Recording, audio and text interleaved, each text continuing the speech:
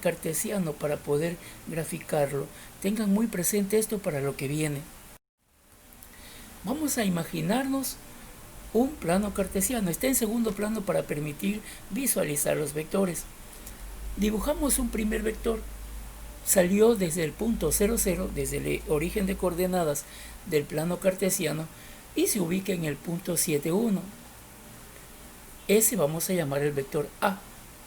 Luego, a partir de la cabeza, es decir, del extremo del vector A, dibujamos el siguiente vector. Note que la flecha apunta hacia arriba y hacia la derecha y se ubica en el punto 11,9. ¿Sí? 11,9. Exactamente en ese punto termina. Pero recuerden, salió desde el origen, es decir, desde el punto 7,1 y termina en el punto 11,9. El siguiente vector, en cambio, se regresa. Vamos a llamarlo el vector C. Se regresa al punto 6,8. 6 para X, 8 para Y. Luego hay otro vector que vuelve a subir, llamémoslo el vector D. Ese vector termina en el punto 4,10. Vayan viendo con el plano cartesiano que tienen de fondo de agua. Ok, ya tenemos dibujado 4 vectores. ¿Cuál sería el vector resultante? Sencillo, el vector que sale desde el origen del primer vector y concluye en el extremo del segundo vector, es decir, el que una la cola del primer vector con la cabeza del último vector, el vector que está en color celeste. Ese va a ser nuestro vector resultante. Como dijo la teoría, ¿cómo se puede hacer entonces para calcular el vector resultante? Sencillamente sumando el vector A más el vector B más el vector C más el vector D. ¿Ok? ¿Cómo lo haríamos entonces? Si nos damos cuenta, vamos viendo los pares cartesianos donde termina. Termina en el punto 7 más 1j. ¿Ok? 7i más 1j. Está en coordenadas polares. Recuerde que 7i representaría la x, 1j positivo representaría a la y o y. Vamos a suponer que en ese punto, en el punto 7i, 1j, proyectamos un plano cartesiano. Recuerden que el vector B va a partir desde la cabeza del vector A. Y contamos, ¿no? Desde el 7 avanza hasta el 11. Atento, avanza hasta el 11. Y desde el 1 avanza hasta el 9. Es decir, 11 menos 7 nos quedaría 4. Avanzó 4 para el lado de las X y subió 8 para el lado de las Y. Considerando nuestro plano cartesiano que en este momento superponemos a nuestros vectores. El mismo ejemplo hagamos en la parte de arriba. Creemos otro plano cartesiano y el punto donde arranca el tercer vector, el vector C, debe empezar en la cabeza del último vector, vector B, es decir, en el 0, 0. Si contamos en nuestro plano cartesiano, va a avanzar para la X menos 5, es decir, se regresa hacia la izquierda y también desciende para el lado de las Y. ¿Cuánto? Menos 1. Ya tenemos la coordenada polar del vector C, menos 5i menos 1j. Recuerden que en coordenadas polares es necesario ir colocando los signos. Luego el vector D. Para calcular el valor del vector D, que ya algunos ya lo habrán detectado, necesitamos crear nuevamente un plano cartesiano. Y nos damos cuenta que el vector D termina en el punto menos 2 y más 2j. De esa manera podemos entonces saber cuánto va a salir el vector resultante. Ya lo tenemos ubicado, ¿verdad? Gráficamente el vector resultante va a terminar en el punto 4 para las X, 10 para las Y. Y hablando en el sentido de coordenadas polares, me va a quedar 4i más 10j. ¿Ok? Esa es la forma gráfica y más rápida de hacer.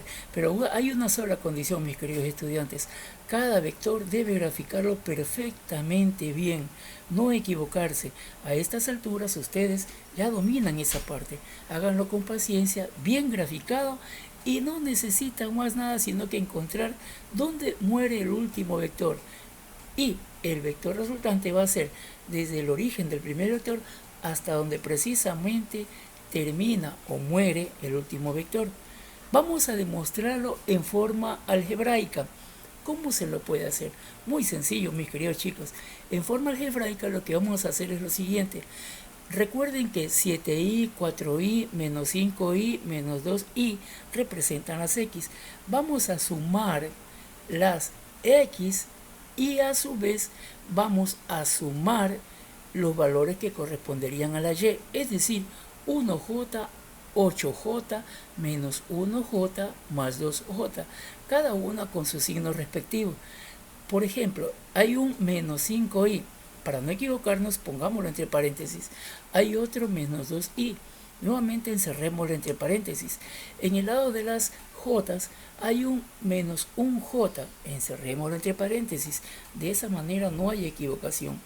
Ya tenemos esa parte. No olvidemos que tenemos que sumar las x. Ahí le puse un recuadro de un color con las y separados por una coma, porque son coordenadas polares. Verifiquemos entonces. Primero rompamos paréntesis. Me queda 7i más 4i menos 5i menos 2i, coma, y vamos con las coordenadas en y. 1j más 8j más por menos 1j más 2j. Hacemos la suma y nos queda 4i más 10j. Y estamos comprobando que tal como salió en la gráfica, nos sale también en forma algebraica. ¿Ok? Si ven, muy fácil, muy sencillo. Aquí se necesita precisión en el dibujo y no equivocarse en los signos. Eso es todo. ¿Qué pasa cuando sucede que solamente hay dos vectores y no necesariamente forman un triángulo rectángulo, como lo vimos en la clase pasada, en la cual aplicamos el teorema de Pitágoras? Bien, cuando se necesitan sumar dos vectores, igual que el caso anterior, se debe colocar un vector a continuación del otro y se unirá el origen del primer vector con el extremo del segundo vector. Ese va a ser el vector resultante y va a formar un triángulo. Para lograr la suma será necesario graficar perfectamente cada vector en el plano cartesiano. Ahí está nuestro plano cartesiano. El primer vector es el vector que está en 8, 0. A partir de ahí va a salir el segundo vector. Ese vector, si usted cuenta desde 8, 0 hacia la derecha, va a notar que avanza 6 unidades porque llega hasta x en 14 y a su vez va a subir 7 unidades. Es decir, la coordenada polar sería 14i más 7j. ¿Cuál sería el vector resultante? Sencillamente la unión. Es decir, la unión va a ser el extremo del último vector, 14i más 7j. Listo. Bien, estudiantes, que tengan un buen día. Ya está subida la tarea y las reglas del video. Muchas gracias.